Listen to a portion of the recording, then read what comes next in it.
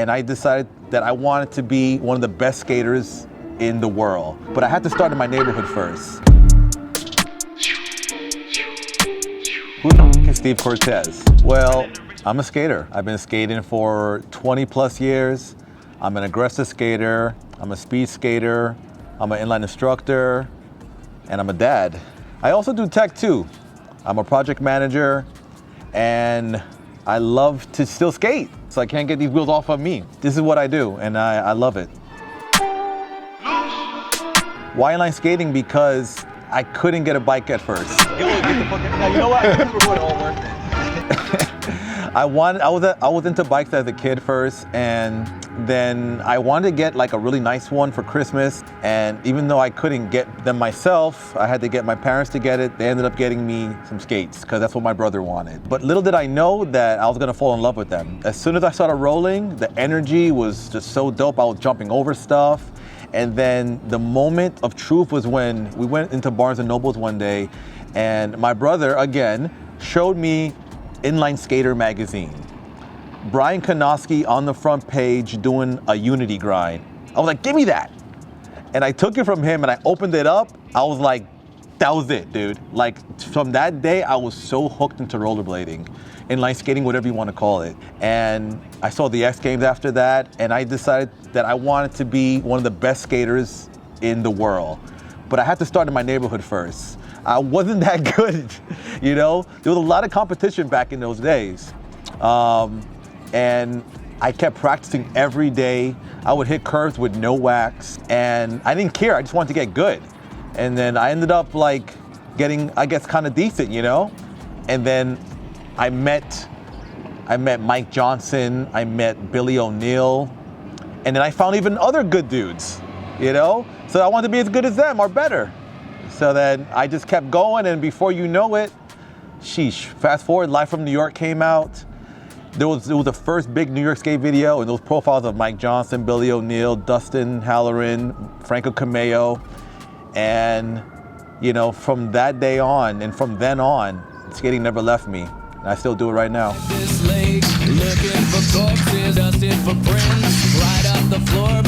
Why do they call me Mr. Truespin? Well, I kind of had this thing for spinning into tricks without looking at them. I remember like watching Cali videos and people like Billy Prislin and Kevin Gillen was huge inspirations to me, especially Billy Prislin.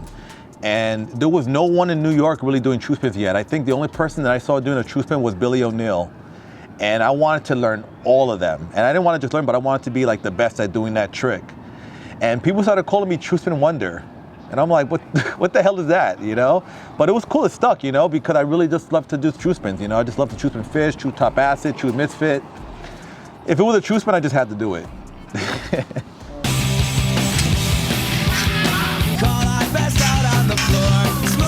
How was it growing up in New York as a skater? It was pretty intense. So pretty much every borough had their own clique and clan.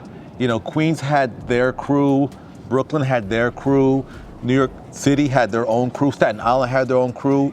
And literally, we would go to spots and they were like, oh, the Queens guys are there. Oh snap, look, it's the Bronx guy. And literally, we were just like battling for territory. Like, no, we're the best borough. So there was this crazy competition all the time, and it was so sick. Like, so like I had something to prove. I was the Queens guy, you know? I was representing Queens. And I wanted to show that Queens is the best. Obviously, we were all the best, you know? But it was just this healthy competition that just kind of just kept me going and kept us going. I loved it. How did I go from aggressive skates to winning marathons? Well, as I started to get older, I realized that the cement felt a lot harder than it did than when I was like, you know, 12 years old. So I said, you know, I want to do something that I can still put all my energy into. So I decided to, just for the heck of it, get a pair of like recreational skates and just start, I guess we called that power blading at the time. You know, we were just pretty skating hard and fast.